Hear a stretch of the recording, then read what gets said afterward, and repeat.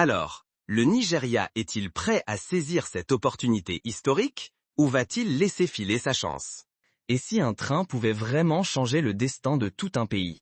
Imaginez un Nigeria où des millions de personnes pourraient relier Lagos à Abuja en moins de 3 heures. Ce n'est pas un rêve lointain. Le gouvernement vient d'approuver un projet ferroviaire à grande vitesse de 60 milliards de dollars, une somme colossale pour une nation qui compte plus de 200 millions d'habitants. Pour comprendre ce qui rend ce projet si unique, il faut regarder de plus près ses choix technologiques et énergétiques inédits. Découvrons ensemble pourquoi le Nigeria ose miser sur le gaz naturel pour alimenter ses trains à grande vitesse. Mais l'enjeu va bien au-delà du transport. Il s'agit de donner un nouveau souffle à l'économie, d'ouvrir des milliers d'emplois et d'attirer des investisseurs du monde entier. Si le pari est réussi, le Nigeria pourrait s'imposer comme un leader africain de l'innovation et du développement. Mais si le projet échoue, il risque de rejoindre la longue liste des rêves inachevés du continent. Cette ligne, la plus ambitieuse du continent, promet de transformer la vie quotidienne. Fini les 12 heures d'embouteillage sur des routes surchargées, place à un trajet rapide, sécurisé et moderne. Grâce à un financement déjà sécurisé et à l'implication de partenaires internationaux, le Nigeria affirme sa volonté de faire de ce projet une réalité et non une énième promesse non tenue. Ce projet monumental, estimé à 60 milliards de dollars, est porté par l'entreprise Desadel Nigeria Limited et bénéficie du soutien financier de la Banque asiatique de développement. Ce partenariat international apporte la crédibilité et les garanties nécessaires pour une telle transformation. Il s'agit d'un engagement inédit pour l'Afrique de l'Ouest. En Afrique, d'autres nations ont déjà fait leur premier pas vers la grande vitesse. Le Maroc a inauguré son train ultra rapide entre Tanger et Casablanca, tandis que l'Égypte construit aujourd'hui son propre réseau de trains à grande vitesse. Le Nigeria entend rejoindre ce club restreint et s'imposer comme un pionnier dans la modernisation des transports africains. Le Nigeria, géant économique, mais englué dans des infrastructures à bout de souffle. Chaque jour, des millions de Nigériens perdent des heures dans les embouteillages interminables, épuisés par des routes saturées et des déplacements laborieux entre Lagos, Abuja, Kano et Port Harcourt. Voyager entre ces villes majeures peut prendre plus d'une journée, freinant la croissance, la productivité et la qualité de vie. Face à cette urgence, un projet titanesque se dessine. Relier le pays grâce à un réseau de trains à grande vitesse long de près de 4000 km. L'objectif, permettre de traverser le Nigeria du sud au nord et de l'est à l'ouest en quelques heures seulement, révolutionnant la mobilité et les échanges. Les villes de Lagos, Abuja, Kano et Port Harcourt seront ainsi connectés comme jamais auparavant. Construire un train à grande vitesse en Afrique de l'Ouest n'est pas un long fleuve tranquille. Si l'ambition est immense, les défis le sont tout autant. Mais derrière ces chiffres colossaux et cette course à la modernité, une innovation inattendue pourrait bien tout changer. L'énergie qui fera avancer ces trains n'est pas celle que vous imaginez. Mais l'enjeu va bien au-delà de la rapidité. Si rien ne change, le Nigeria continuera de perdre chaque jour du temps, de l'énergie et d'innombrables opportunités économiques. Ce projet incarne donc une chance unique de changer le destin du pays, de stimuler l'emploi et de renforcer son influence sur la scène continentale. Premier pari audacieux, l'alimentation en énergie. Plutôt que de miser sur une électricité parfois imprévisible, le Nigeria a choisi le gaz naturel pour faire rouler ses trains. Un choix inédit à cette échelle, qui fait du pays un pionnier, mais qui exige bien plus qu'un simple raccordement. Il faut développer tout un réseau d'infrastructures gazières parallèlement aux chantiers ferroviaires. Cela suppose de nouveaux gazoducs, des stations de compression et une logistique complexe pour garantir une alimentation continue, sans la moindre panne. Or, chaque étape expose le projet à des retards techniques mais aussi administratifs.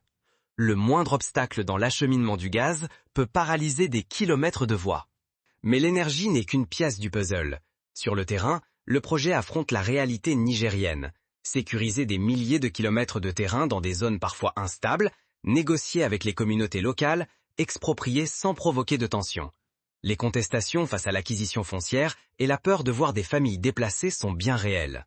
La sécurité pose aussi un casse-tête. Les risques de sabotage, de vol d'équipements ou d'attaques contre les ouvriers ne sont pas à négliger. À chaque étape, il faut gérer la confiance des populations et prévenir les blocages sociaux qui pourraient gripper toute la mécanique. En toile de fond, une autre crainte ronge les esprits, celle de la corruption.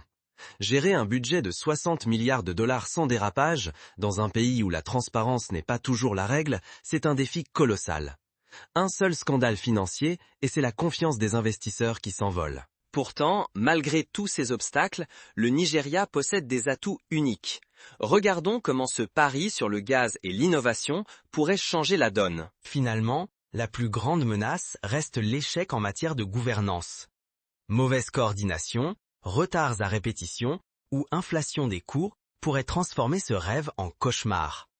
Et si le projet déraille, le Nigeria risque de voir s'aggraver la fracture sociale et de retomber dans la défiance envers les grands chantiers publics. Ce chantier pharaonique sera aussi un formidable moteur de création d'emplois. Des milliers de postes qualifiés et non qualifiés verront le jour, injectant de nouveaux revenus dans les familles nigériennes et formant toute une génération de techniciens, d'ingénieurs et d'artisans. Au-delà du béton et de l'acier, ce sont des vies et des communautés entières qui changeront de visage. Sur le plan économique, la stimulation du commerce intérieur deviendra palpable. Les marchandises circuleront plus vite des ports au marché, réduisant les coûts logistiques et rendant les produits nigériens plus compétitifs à l'exportation. Les entreprises profiteront d'un nouveau souffle, tandis que le pays s'affichera comme une véritable plateforme commerciale régionale. Et si ce pari réussissait, à quoi ressemblerait le Nigeria de demain? Imaginez un pays où les grandes villes ne sont plus séparées par des heures de route chaotiques, mais reliées par des trains filants à travers le paysage en quelques heures à peine. Ce scénario n'est plus de la science-fiction. La première étape, longue de 1600 km, pourrait voir le jour dès 2028, transformant chaque trajet en un simple déplacement rapide et fiable. Mais au-delà du rêve, que peut réellement apprendre l'Afrique? Et quels signaux ce projet envoie-t-il aux investisseurs internationaux? Mais le projet va encore plus loin. Il parie sur l'émergence d'un écosystème énergétique inédit bâti autour du gaz naturel.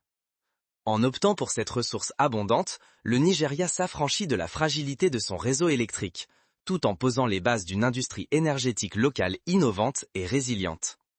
Cette stratégie pourrait faire du pays un leader africain de l'ingénierie ferroviaire et des énergies propres. Transformer les défis nigériens en feuille de route pour toute une région. C'est l'ambition derrière ce projet colossal. À travers lui, le Nigeria ne cherche pas seulement à relier ses grandes villes, mais à inventer une méthode que d'autres pays africains pourront suivre dans une nouvelle ère d'intégration continentale. Pourtant, l'enjeu est immense. Gagner des décennies de développement, ou bien voir ce rêve s'enliser dans les retards, le gaspillage et l'échec.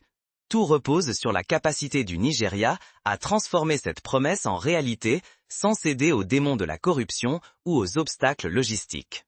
Première leçon. La nécessité d'un pilotage rigoureux et transparent.